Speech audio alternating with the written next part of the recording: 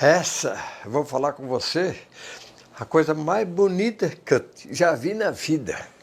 Chico reunia na rua Benedito Valadares, onde eu morava. Como eram as reuniões? As reuniões, nas reuniões primeiro, fazia prece. Mais ou menos uma meia hora de prece. Pedindo a misericórdia divina.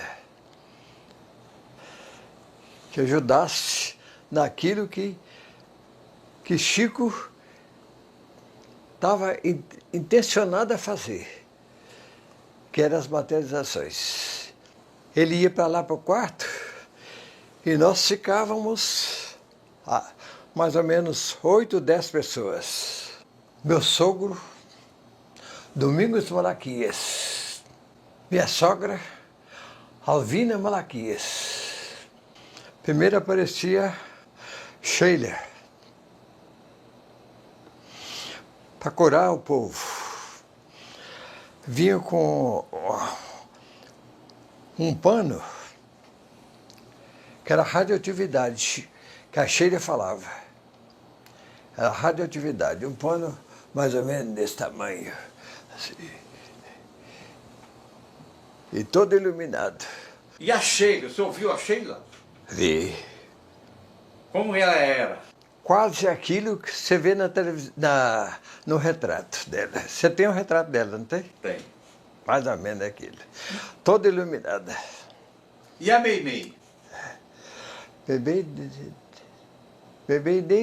a gente nem sabe como é que foi. Tão bonita que era. Estava bonita. Sheila que veio primeiro.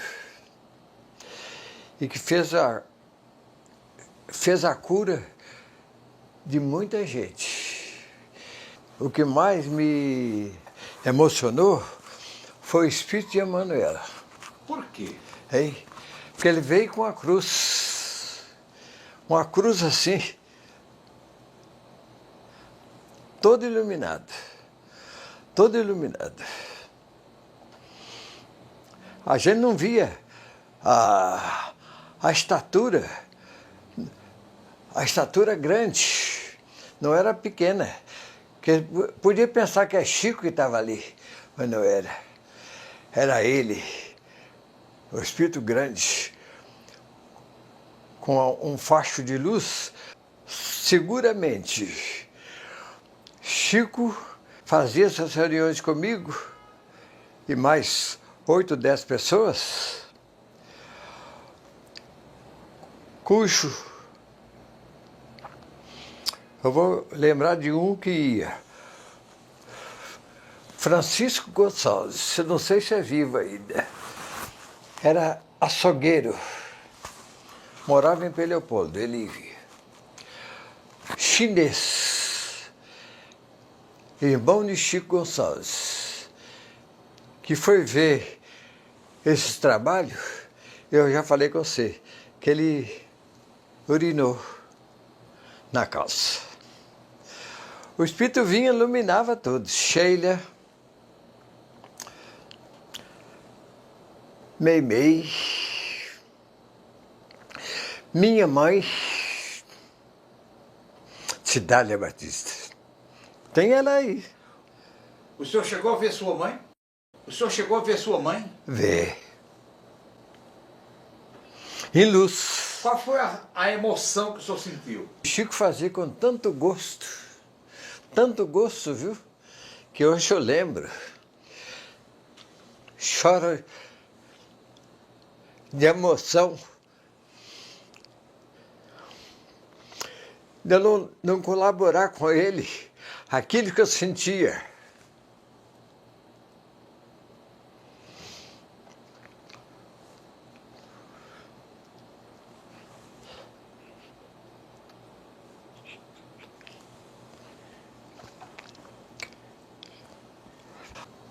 Mas por curiosidade minha na época, que o Chico tinha falado comigo, que ele desgasta muito. Me deu na cabeça de pesar o Chico antes e depois da reunião. E eu pesei. Numa das reuniões, ele perdeu 4 quilos. Porque ele doava o ectoplasma. Da... Esse ectoplasma, o senhor chegava a ver ele? Hein? O senhor viu o ectoplasma sair dele? Saía da cabeça. Saía muitas vezes da boca. Nem todos viam, mas eu vi. Ele ficava numa cadeira. E todo mundo vendo ele? Uma cadeira de balanço que a Edith tinha.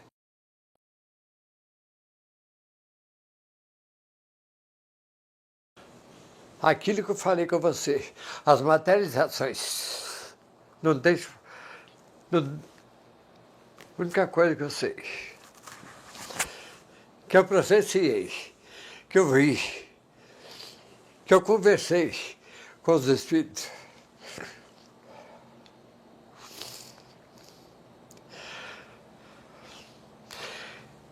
Provando que nós somos imortais.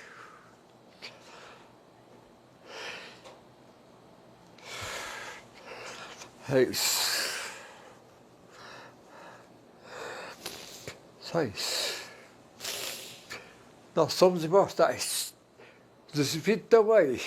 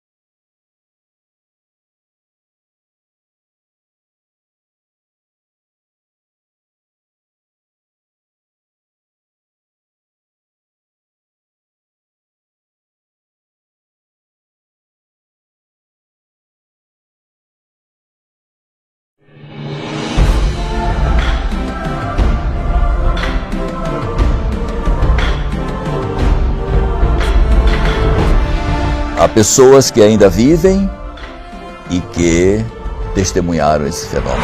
Vozes de dentro da cabine. Eles tocavam na gente e a gente podia tocar neles. Eles estavam totalmente materializados. Durante esse trajeto, iam caindo flores pelo chão.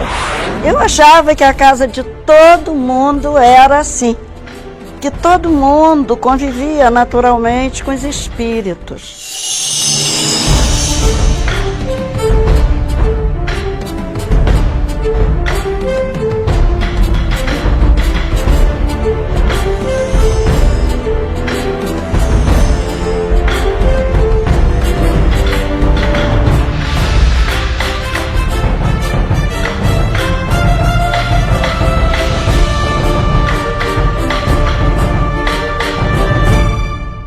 Peixotinho foi um jovem cearense, nascido em Pacatuba, uma cidadezinha do Ceará. Meu pai era muito brincalhão. Teve brincadeiras até severas demais, mas no início assim, cortou o bigode de um colega do quartel. Essas brincadeiras, assim, meu pai era brincalhão. Ele dizia isso: espírita tem que ser alegre, porque a oportunidade da reencarnação é uma dádiva que o Pai nos dá. Eu sempre fui fluminense, nós tínhamos debates acalorados por causa de futebol. Papai adorava gato, coisa que eu não gosto. Ele tinha mania de brincar, de amarrar cordão, jogar, quando ele se aposentou, né? E jogar, e puxava para o gato ficar. Era papai... Os espíritas, amigos lá de cá, Peixoto é uma criança grande. Ele sonhava com carro, nunca teve carro mesmo. Houve a história também da cadeira de balanço, eu já era casada. Ele juntou um dinheirinho para comprar um Fusquinha. Quando ele saiu para comprar o Fusquinha tinha aumentado. Aí ele passou para uma loja de um judeu que tinha lá em Campos, que ele comprava. As prestações eram mais suaves, né? e comprou uma cadeira de balanço e disse: é o meu Fusca.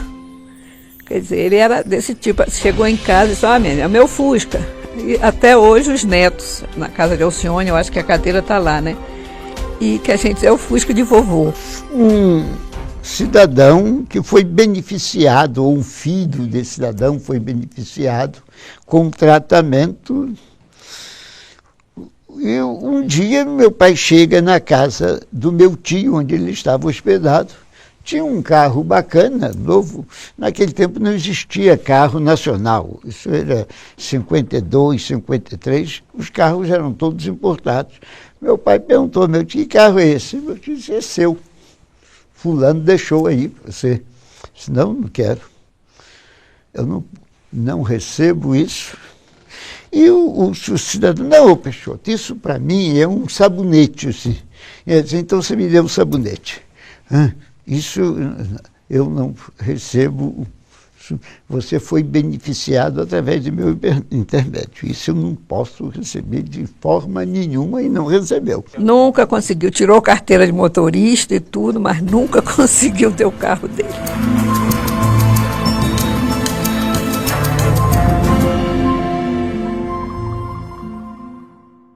Se você me pergunta de como os fenômenos começaram a ser organizados, não é? Porque de forma, digamos, aleatória e até traumática, eles começaram na adolescência. A mediunidade apareceu sob uma forma obsessiva. Em Fortaleza, meu pai enfrentou uma briga. Ele conta a briga que ele só se lembrava de ter apanhado uma barra de ferro. Foi a única coisa que ele se lembrava da briga. Ele, mais tarde, é encontrado numa praia a uns 20 quilômetros do local, todo rasgado, a peixeira, mas sem um ferimento no corpo. A história, por exemplo, de que ele apareceu, não é? O corpo dele apareceu numa praia distante 20 quilômetros de onde ele teria estado antes, né? E realmente com sinais fortes de agressão, essa história poderia naturalmente ter, né, levado a sua vida. A catalepsia e uma paralisia, em que ficou 6 meses paralítico. E foi curado com passes e água fluida, apenas por Viana de Carvalho.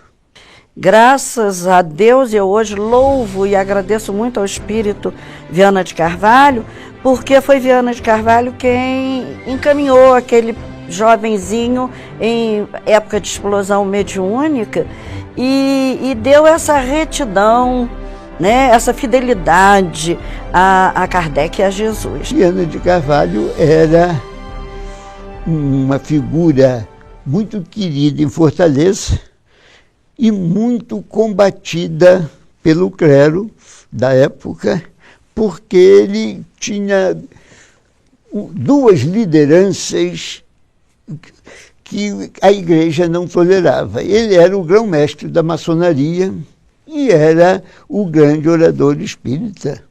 A questão Baby, minha mãe, era impossível, né, desvincular esses dois. Eles com temperamentos tão diferentes, né, até opostos em muitas coisas, eles encontraram os pontos comuns, que era a mesma busca de espiritualidade. E nessa busca um amparava o outro, né? Um foi esteio do outro.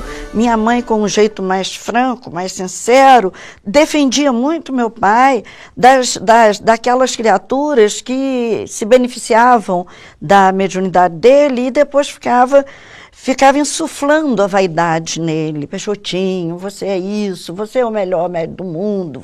E minha mãe cortava isso, às vezes, de forma muito incisiva.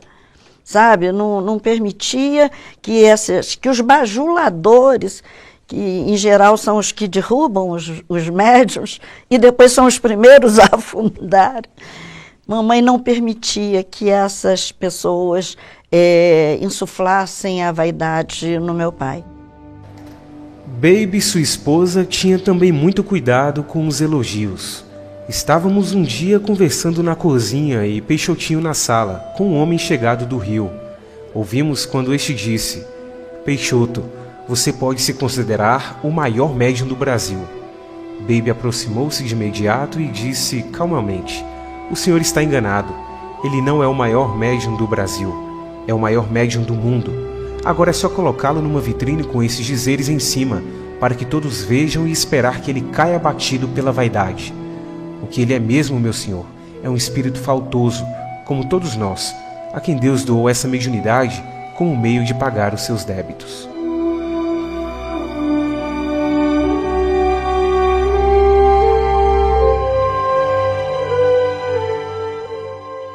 Quando tínhamos que fazer algum serviço desagradável, éramos crianças, eu tinha uns 10, 12 anos, e a gente reclamava de lavar uma fralda suja de criança, minha mãe dizia: não pense que está fazendo caridade.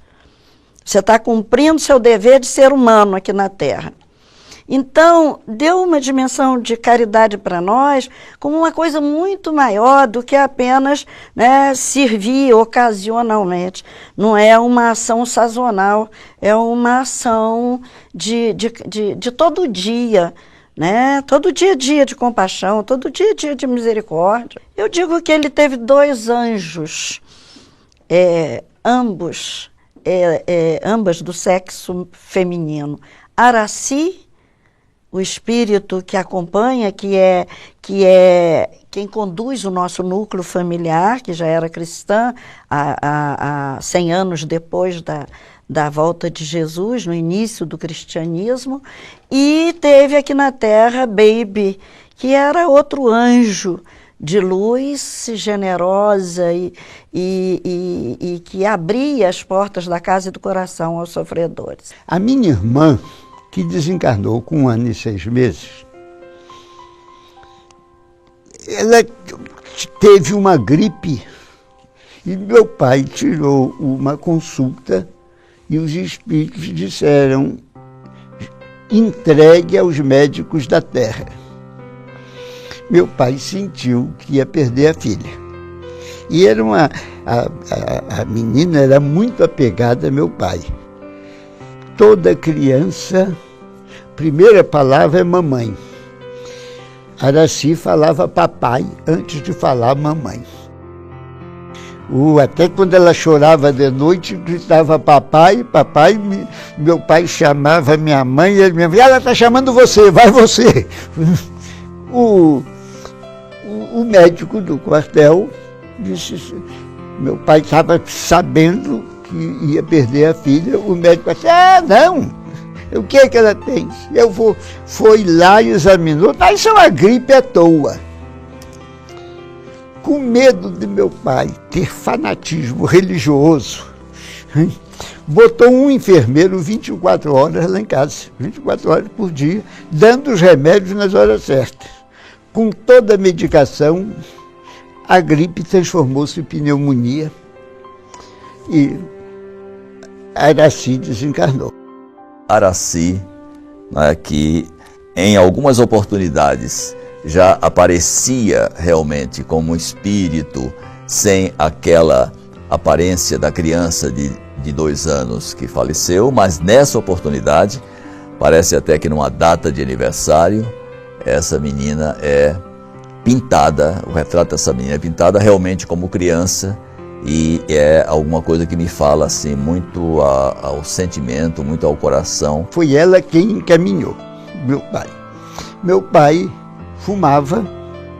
Quando meu pai puxava um cigarro, depois que ela desencarnou, ela aparecia para ele, fazia assim com o dedinho e meu pai jogava o cigarro fora. O meu pai mudou completamente ali. Das coisas que eu mais aprendi com meu pai, que muito hoje me serve e que eu uso muito nas minhas palestras, são os exemplos de vida que ele nos legou. Então, muitos doentes aportavam à nossa casa. Alguns batiam de mala e cuia, como a gente costumava dizer, e não sabíamos. Às vezes, papai, certa vez, estava visitando Chico Xavier com minha mãe e chegou uma pessoa lá com um senhor, uma moça com o pai, com a mala muito grande. Eu espantei o tamanho da mala. E o pai estava trazendo essa moça, a gente já sabia, tinha que entrar, acomodar. E como chegou essa, que ficou 3 anos morando na nossa casa, tratando de um câncer no intestino, como chegou essa, chegavam muitos. E às vezes nós estávamos dormindo e mandava que a gente desocupasse a cama, né?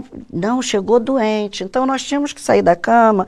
Nunca tivemos esse espaço que hoje os jovens e as crianças exigem tanto, meu espaço, quarto, muito enfeitado. Nada disso.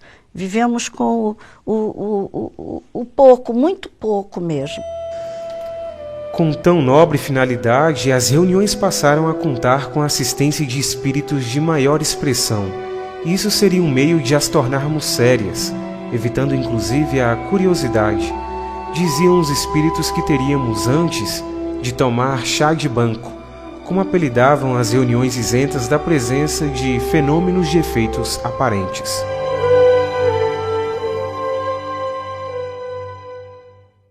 Um dia, um capitão, comandante da bateria que meu pai servia no Forte Copacabana, penalizado com a asma de meu pai tinha uma asma muito forte, ele era muito doente, e aqueles acessos de asma dava pena qualquer pessoa ver aquela crise.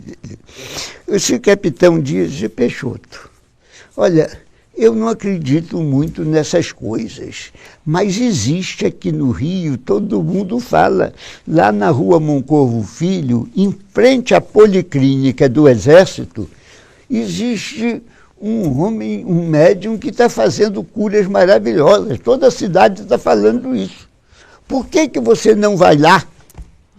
Às vezes você consegue cura, não custa tentar isso. Meu pai ficou quieto, disse, eu vou tentar, mas não. E dizia para nós, se eu disser que sou eu, ele disse, isso é mentira, porque se ele pudesse curar alguém, curava ele mesmo. Meu pai era prova, meu pai tinha de passar por aquilo. Ele tinha consciência de que aquela doença era a estrada de Damasco dele. Ele sabia que precisava daquela doença para sua evolução espiritual. Quando a gente ia conversar, a mesa chegava da rua, ia conversar contando que viu, e as coisas, os fatos nem sempre eram agradáveis, ele parava e mostrava para nós um quadrinho, um pensamento que tinha na nossa sala de jantar, que dizia assim, Cristo é o chefe desta casa, hóspede invisível em cada refeição e ouvinte silencioso em cada conversação. Então, eu não sei hoje se esse pensamento era dele ou da mamãe, ou era de algum espírito que eu nunca tive essa referência. Mas sei que na nossa casa tinha esse quadrinho para que a gente vigiasse o verbo. Quer dizer, a educação do verbo, o direcionamento do verbo para a luz. Aí a gente abre a obra de André Luiz, especialmente Obreiros de Vida Eterna, Entre a Terra e o Céu, e a gente vai observar as advertências que André Luiz nos faz para o bom uso do verbo, como plasmador o Ernesto Bottizzano, também em suas experiências, a educação do verbo. Fundamental. São 2 lições, além da misericórdia. Uma maçã. E eu ia comer a maçã, ele ou minha mãe diziam, quem te deu essa maçã? Foi fulano. Faça um bom pensamento para fulano que te deu essa maçã. Depois, a gente fica adulta, vai estudar Emmanuel em Pensamento e Vida e entende direitinho aquilo que nós aprendíamos desde a infância.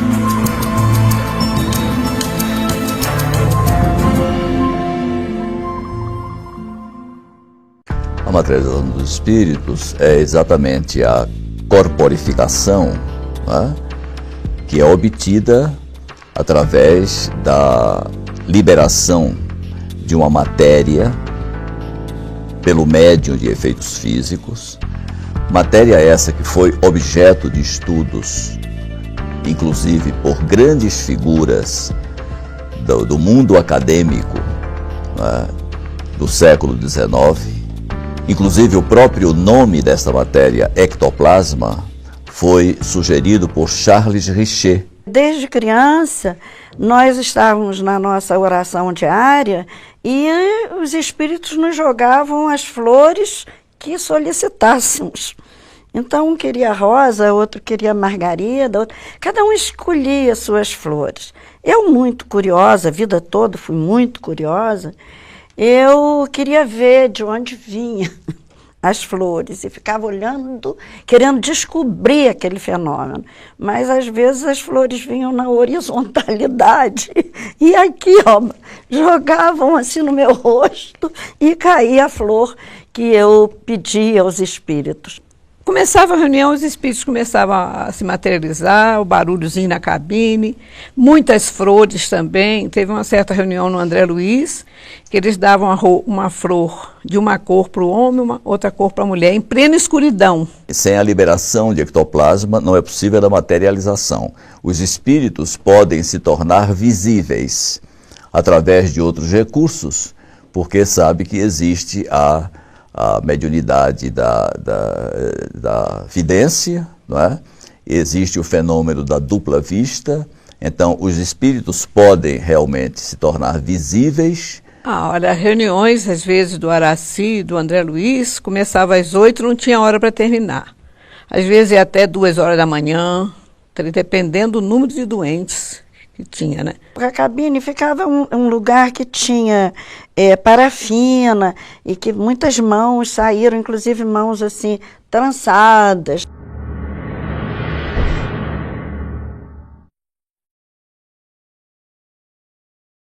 São moldes que foram feitos dentro das reuniões de materialização.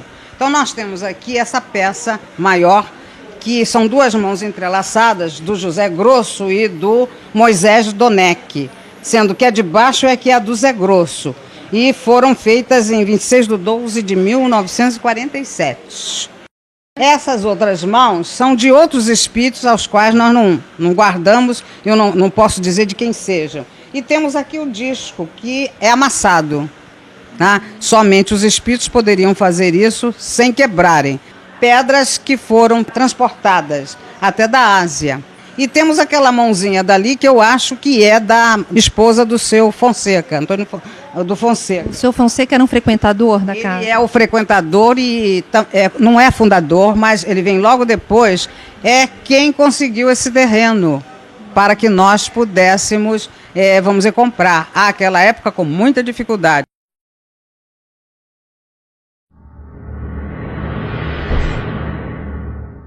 Tudo perfeito, você tinha coisa que não podia ser feito pela mão do homem, sabe? Porque como é que ia tirar depois?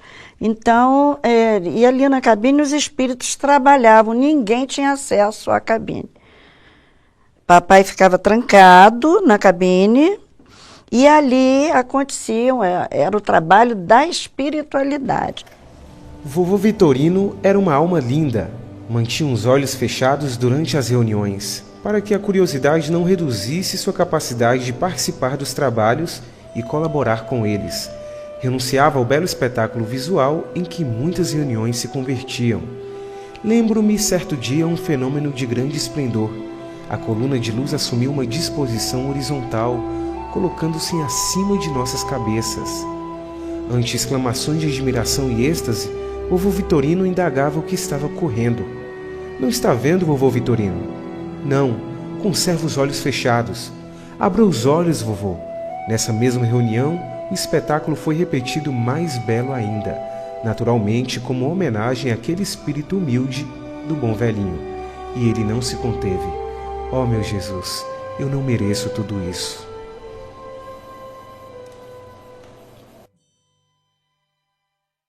Eles tocavam na gente e a gente podia tocar neles. Eles estavam totalmente materializados, né? Com a mão, alisava, a Sheila alisava a cabeça da gente, me alisou muito, né? Beijava. Teve uma senhora em Campos que estava com câncer no abdômen e doía muito. Sheila dizia, vai passar, vou dar um beijo e vai passar. Essa contribuição é uma contribuição muito interessante para sabermos que tipo de substância ou que tipo de constituição física tem essa matéria, que os médiuns de materialização, os médiuns de efeitos físicos, têm a possibilidade de liberar pelos orifícios naturais do corpo. No caso de Peixotinho, essa matéria era fartamente liberada pela boca, pelos ouvidos e pelas narinas, né? Nós temos inclusive algumas fotos, infelizmente, as fotos, logicamente pelo fato de terem sido feitas lá pela década de 40, 50, não são fotos de uma qualidade, né, que nos dê a exuberância do fenômeno. Eu relataria o caso de um garoto que tinha, não sei se aspirou um parafuso ou engoliu o parafuso. Esse parafuso se alojou no pulmão. Aconteceu na cidade de Rio Bonito. A mãe, desesperando, correu todos os médicos e não podia curá-lo, porque qualquer cirurgia feriria o pulmão. Essa senhora recolheu ao espiritismo, foi a Campos, meu pai tirou uma consulta e os espíritos disseram que precisava de uma reunião urgente para beneficiar o menino. Meu pai convocou os irmãos, fez-se a reunião, materializa Dr. Bezerra de Menezes e Sheila. E os dois, num trabalho magnífico, desmaterializam o parafuso e tiram. Esse parafuso é colocado nas mãos de Dona Adete Viana, esposa do Ramiro Viana, que estava assistindo a reunião.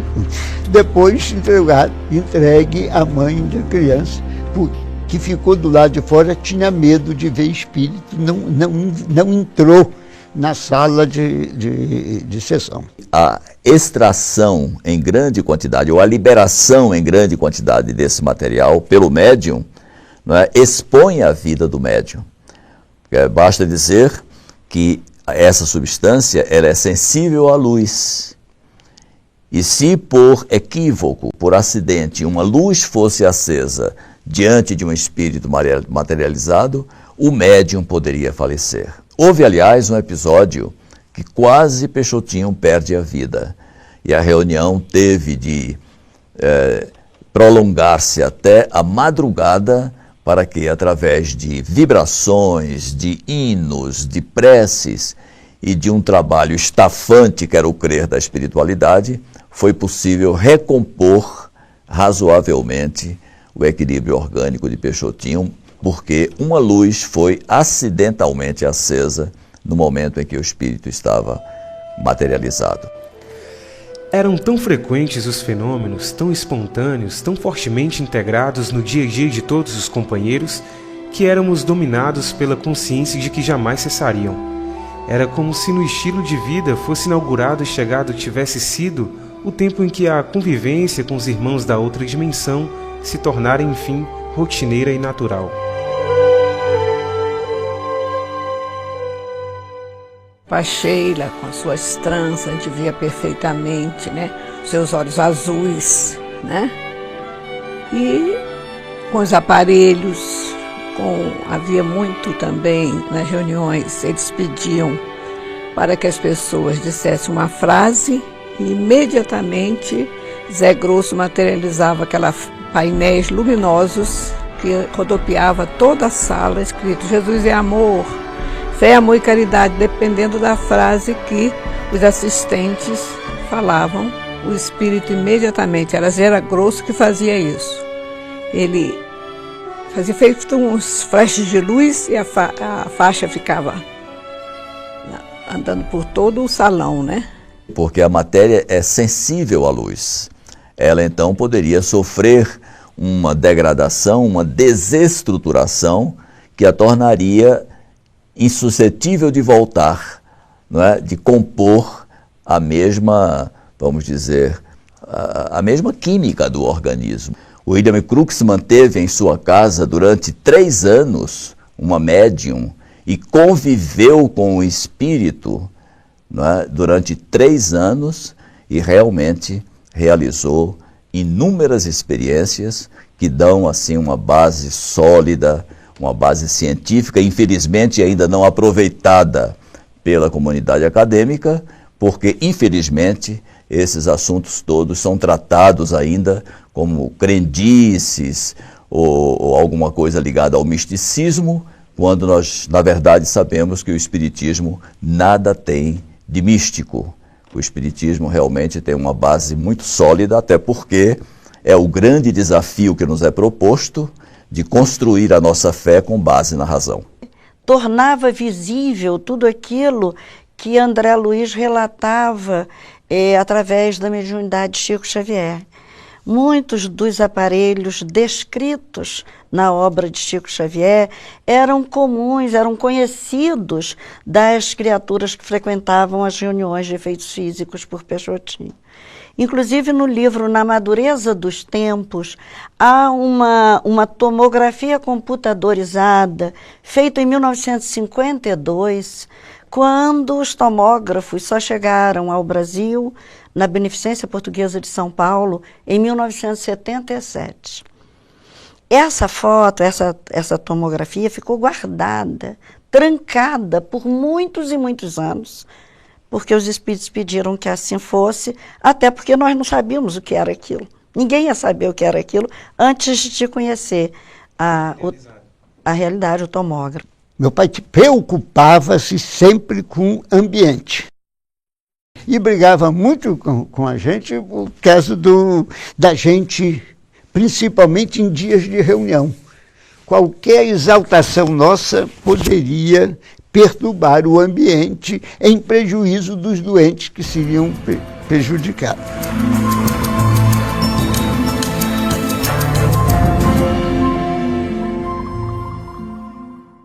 Uma mediunidade daquele porte não se consente numa pessoa que não esteja, vamos dizer, moralmente, que seja moralmente inatacável, né? E é esta a razão pela qual, se me permite avançar nesse ponto, esses fenômenos não estão mais à disposição das pessoas.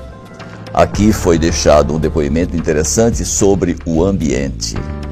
É muito difícil realmente criar-se um grupo de pessoas que sejam capazes de oferecer sistematicamente, de oferecer rotineiramente condições para que fenômenos desse tipo aconteçam com a regularidade com que aconteciam os fenômenos através de Peixotinho e direcionados sempre para uma finalidade nobre.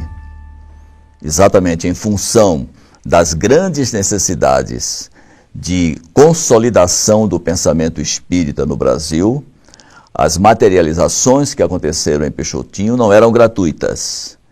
Todas as reuniões realizadas com Peixotinho na cabine tinham por escopo o benefício de pessoas necessitadas fisicamente. A maioria das quais já tendo enfrentado todos os recursos da medicina e tendo apresentado um quadro realmente resistente aos tratamentos convencionais. Tem uma foto que mostra a materialização do espírito Carlos Augusto. Era um jovem, um adolescente, que morreu vítima de um desabamento do cinema Rinque, na cidade de Campinas, no estado de São Paulo, no dia 16 de setembro de 1951. Ele, através de Peixotinho, materializou-se da forma como pode ser vista na fotografia E nós juntamos, inclusive, uma fotografia, a última fotografia tirada por esse menino, né, quando vivo, e as pessoas podem perfeitamente cotejar a fotografia com a aparição. Não é? Lógico que essas materializações não tinham a mesma concretude, digamos assim, das materializações de Sheila, de Zé Grosso, de Garcês, não é? Dos médicos e enfermeiros que se materializavam para realizar o tratamento nas pessoas.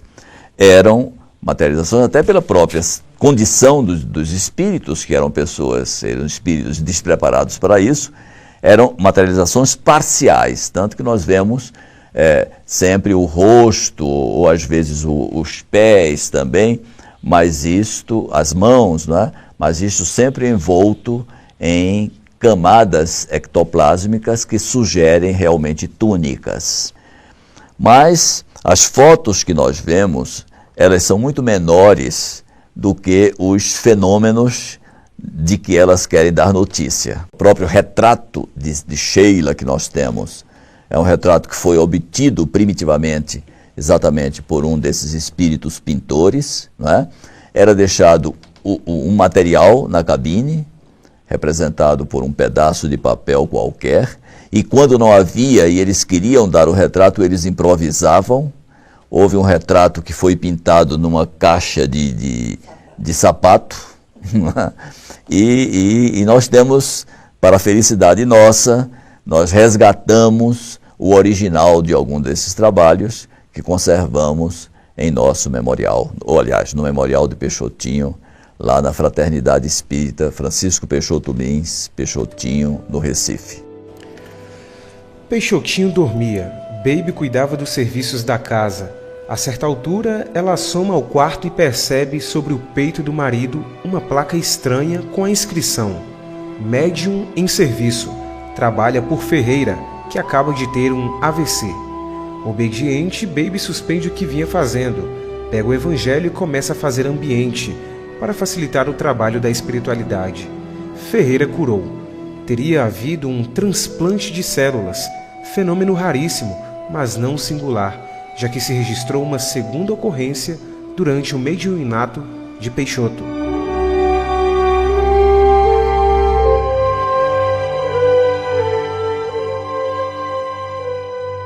Era geralmente assim, né? Agora surgia Dr. Bezerra, que vinha com seu gorrinho, com seu bastão, né? Mas desse jeito, iluminados, que você via a fisionomia, que você sentia a sua presença. Eu me lembro até quando eu tinha uns 8, 9 anos, na escola, a professora falou em José do Patrocínio, o tigre da abolição. E eu, meio exibida, disse logo: eu conheço. E ela foi me perguntar, ele é amigo de meu pai, materializou lá em casa. E José do Patrocínio tinha dito realmente lá numa reunião que ele ia reencarnar. E eu queria contar essa novidade, porque eu achava que a casa de todo mundo era assim, que todo mundo convivia naturalmente com os espíritos, né? A presença tinha os espíritos mais afetivos ou mais afinizados com cada um de nós tinha o seu espírito mais afim, né? Outro foi José Grosso também, que era um espírito muito íntimo da nossa família. Era assim, às vezes materializava o abraço, a forma como me abraçava era de me botar assim no colo, no ar, minhas pernas ficavam no ar e rodava comigo como aquela saudade enorme. Tinha a voz direta, que era a voz do espírito mesmo, né? No André Luiz, meu pai não entendia nada de música, pelo contrário, lá em casa ninguém pode nem cantar, porque apavora o povo. E Sheila dava a letra e a música. Vários hinos do André Luiz tem a letra e música de Sheila. E a música era dada, ele botava o papel pautado musical, né, aquele papel, e Sheila escrevia a música como escrita direta, em plena reunião, no escuro, porque essa reunião totalmente no escuro. Davam mensagens, davam receitas, curavam. Isso já com meus 11, 12 anos, André Luiz, Bezerra de Menezes, o Zé Grosso, isso todo domingo à tarde acontecia lá em casa.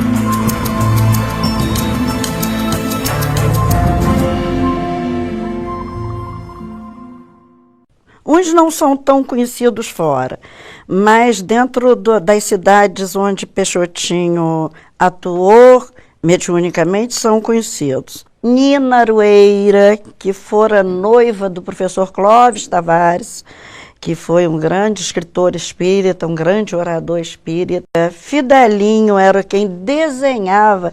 Nós conhecemos muitos espíritos que foram desenhados na cabine por Fidelinho. Tongo foi um espírito, era um japonês, que desenhava o rosto dos demais espíritos. Sheila é conhecidíssima hoje até fora do Brasil. Em Macaé, a cidade inteira sabia que era uma cidade pequena, comentava-se, porque principalmente quando apareceu a Sheila, que não apareceu com esse nome Sheila, apareceu com o nome Seila. Nós estávamos em guerra com a Alemanha e qualquer nome em alemão geraria inquérito. Então, a Sheila assinava Seila. Daí eu tenho uma irmã, nascida nessa época, que tinha nome de Seila, em homenagem a esse espírito, que só passou a assinar Sheila depois do fim da guerra. Dona Maria José Leite, que era casada com... Nessa época ele era capitão. Ela foi numa reunião no André Luiz, já eram espíritas, e ela pediu a Sheila, que ela tinha muita vontade de engravidar e não conseguia, né, ter filhos. E chorou, né, na reunião. Aí Sheila disse para ela: uma mãe chorando por um filho e tantos filhos chorando por uma mãe. E ela foi embora para o Rio Grande do Sul, foi transferido. Ela já voltou do Rio Grande do Sul com o nenê que ela teve lá e com uma que ela adotou. Passou no Rio, a mãe gostava muito dela, ela ia muito lá na nossa casa, no Rio, na Fortaleza São João.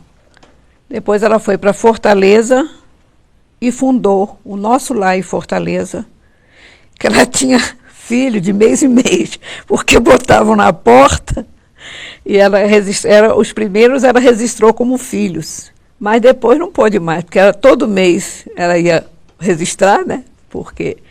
E ela criou bem umas 300 crianças lá no Nosso Lar de Fortaleza, uma obra maravilhosa. E há um episódio muito interessante para dar a você a ideia dessa luminosidade, que foi numa das materializações de Sheila. Sheila materializa-se e caminha pela sala. Caminha iluminada e ela é vista caminhando, né? Em determinado momento, ela apaga um pouco e recobra a luz um pouco adiante. Essa reunião parece que foi testemunhada por Chico, não é? Então, ao fim da reunião, um dos participantes, tendo observado essa perda de luminosidade, pergunta, parece que ao próprio Chico, por que aquela perda de luminosidade e a recuperação da luminosidade a seguir. E Chico, então, explica que no momento em que ela perde a luminosidade, ela passava por uma pessoa presente à reunião que não estava devidamente concentrada.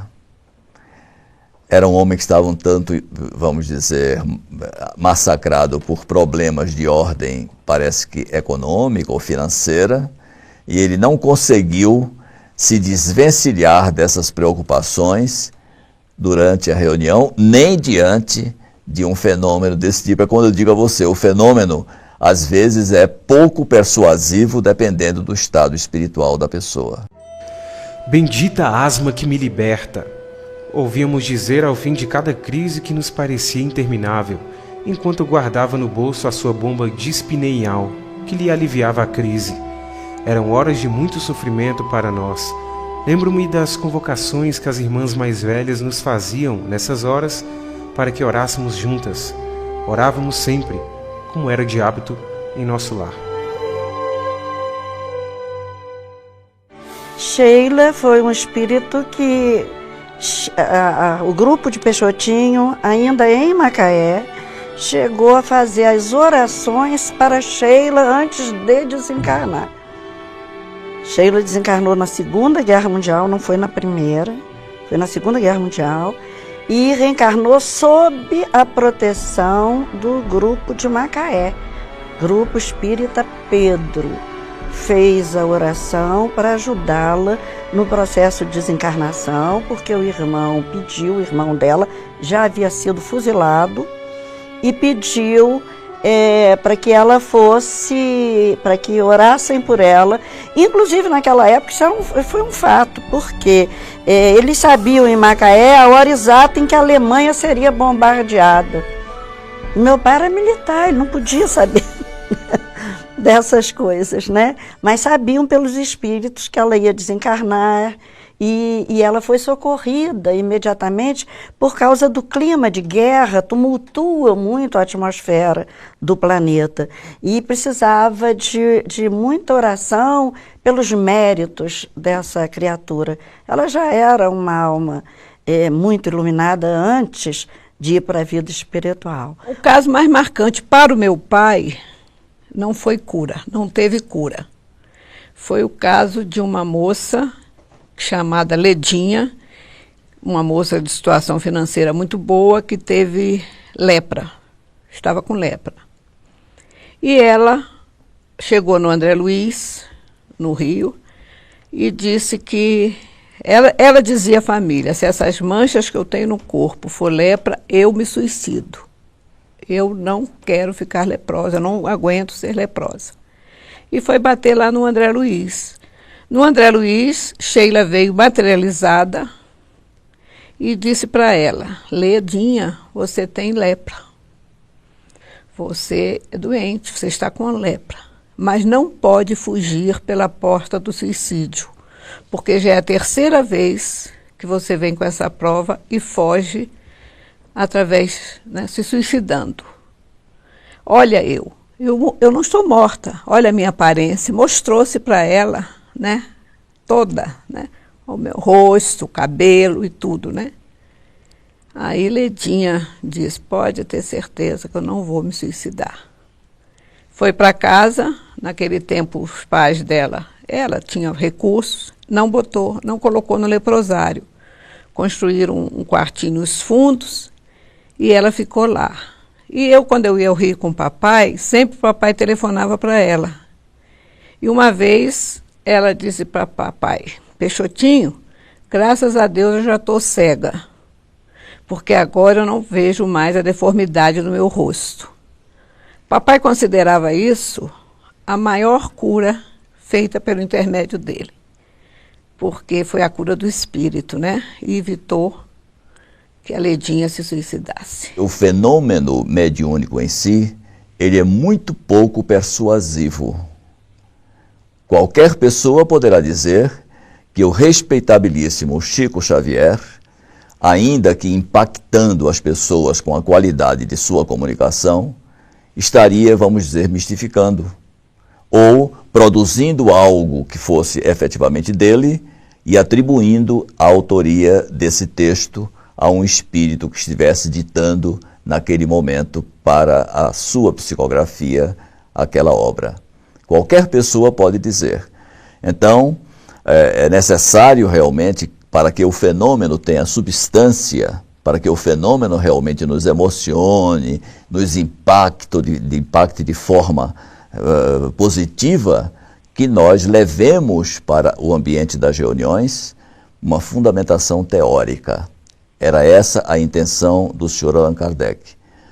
Pelo fato de não serem persuasivos em si mesmos, eles não têm essa possibilidade de realizar a grande conversão. Aliás, se fenômeno pudesse converter, o número de cristãos nos momentos iniciais do cristianismo seria realmente muito maior do que foi.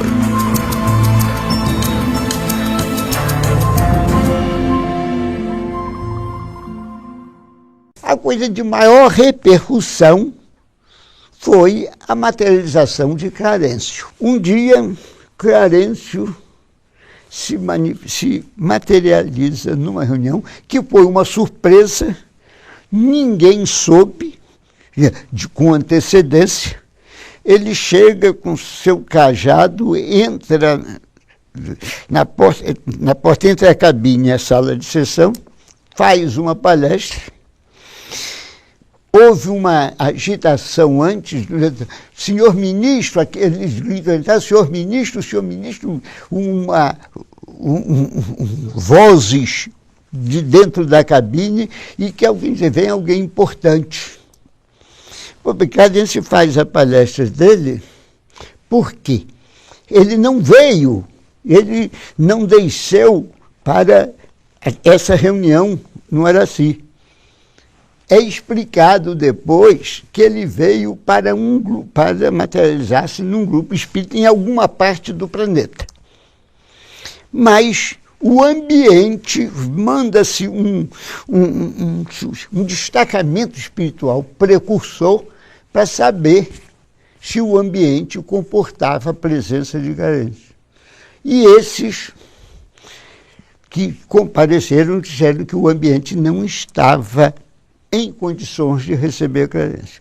Como ele já tinha descido, procuraram um ambiente propício e encontrou em Campos, no Araci. Os espíritos disseram, não pensem que vocês vão vê-lo quando desencarnado. Vocês estão vendo agora e não o verão depois de desencarnado. Isso aí é magnífico porque há pessoas que ainda vivem e que testemunharam esse fenômeno. O grupo foi surpreendido, como já aqui se disse, pela presença de Clarencio. Mas ele não se materializou de forma, vamos dizer, parcial. Ele se materializou totalmente. As pessoas, inclusive, se referem, eu tenho 2 relatos feitos por senhoras que conhecem bem, vamos dizer, as palavras que indicam os diversos adornos de uma e elas dão conta de punhos rendados, de golas, de um manto realmente de rara beleza que foi visto, imagino o impacto emocional dessas pessoas. O espírito que apareceu que mais emoção me causou foi a presença de Clarencio, ministro do nosso lar. Quando ele apareceu, o salão que ficava às escuras ficou completamente claro, onde víamos todas as pessoas com os mínimos detalhes, porque ficou uma claridade imensa, em pleno salão. E ele apareceu com uma túnica toda em luz, aquela túnica que ia até os joelhos, toda em luz, e com um cajado, também todo iluminado. Ele chegou na porta da cabine, avançou 3 passos para o salão, e ali ele falou para todos nós. Foi uma coisa maravilhosa que até os espíritos, quando ele apareceu na cabine, antes de sair para o salão, ministro, os espíritos que estavam ali diziam assim, ministro. Sheila, então, ministro, a sua presença aqui. Então foi uma coisa maravilhosa para todos nós. E Peixotinho foi aquele amigo que não temos nem palavras para explicar. Era um amigo que sempre que a gente conversava com Peixotinho, aprendia uma coisa diferente. Porque a palavra, a conversa dele sempre tinha uma coisa edificante que nos ensinava algo para a vida comum de todos nós.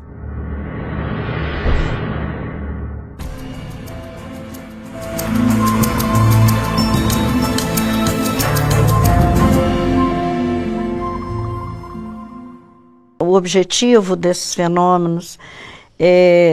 Numa época em que veio ao mundo 3 medianeiros distintos, Chico Xavier na psicografia, Divaldo Franco na palavra e Peixotinho na mediunidade de efeitos físicos. Então esses 3 elementos são importantes para essa fase de expansão da doutrina espírita, que hoje, naturalmente, graças a esses trabalhos, está numa fase de consolidação. Eu não tenho dúvida nenhuma de que a experiência que se encontra nos domínios da mediunidade foi uma experiência vivenciada numa reunião de Peixotinho e também em Missionários da Luz. Eu, pessoalmente, eu que assisti a algumas reuniões, não tenho dúvida nenhuma. Olha, realmente isso aí é um ciclo. Alguns fazem essa mesma pergunta em relação, por exemplo, à mediunidade de Chico. Será que nós teremos um outro médium, que seja capaz de nos dar, em qualidade e em quantidade, a mesma contribuição que Chico Xavier ofereceu à doutrina espírita? Aí eu sempre respondo a essas pessoas: olhe, esses ciclos são ciclos tão fechados em si mesmos, que quando eles cumprem o seu papel, eles se esgotam. Hoje em dia, deveremos estar mais empenhados, recebendo o contributo, a notícia desses fenômenos, em espiritualizar a matéria e não em materializar o espírito.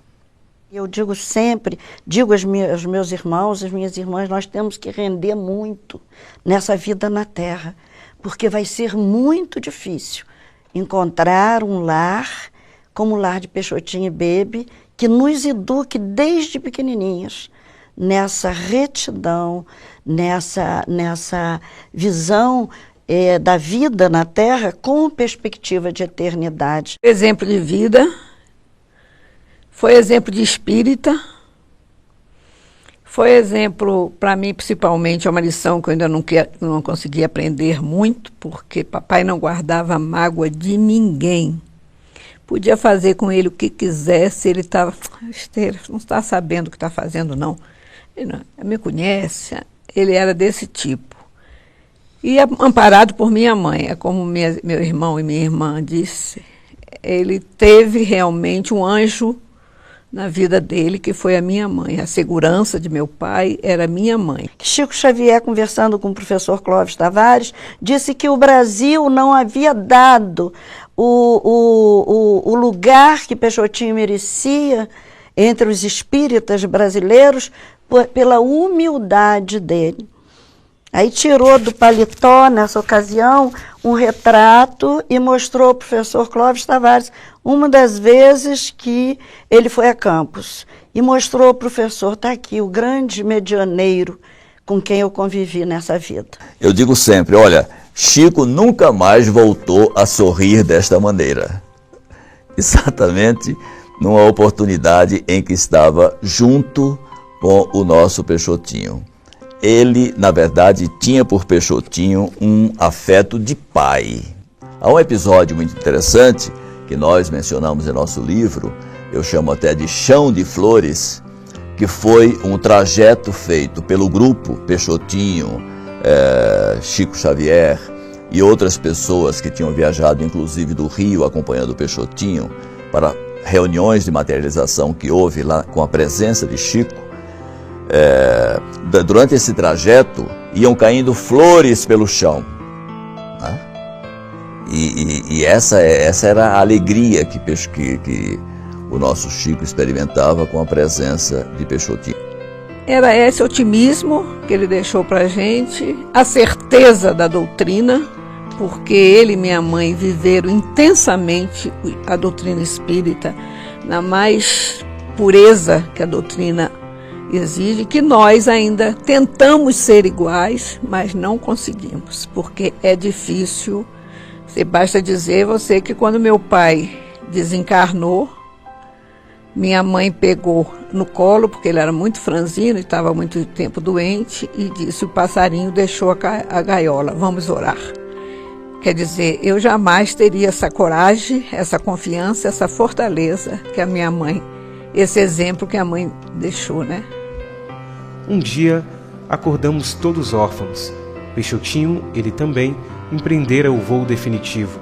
A partir de então, seu grupo passou a ser o outro, de onde nos chegavam pedras, flores, perfumes e sinais de efetivo e nunca terminado amor. Uma das filhas, sensibilidade à flor da pele, começara a experimentar emoção forte que poderia desabar em ataque nervoso, sentimento de perda irreparável, o pai que se ausentava definitivamente. Ante a iminência da explosão nervosa, ele, Peixotinho, que em espírito a tudo assistia, surgiu diante da filha dominada pelo pranto, consolando-a com a última lição.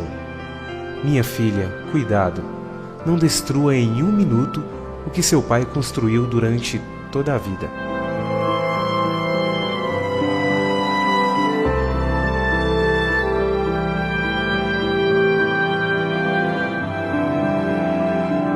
Peixotinho e Bebe são na minha vida o marco do meu caminho de retorno à casa do Pai. Sei que posso cair muitas vezes, mas que eles tenham a certeza que a semente que jogaram no meu coração germinou e futuramente será uma árvore frondosa, onde muitos pássaros cansados poderão se abrigar.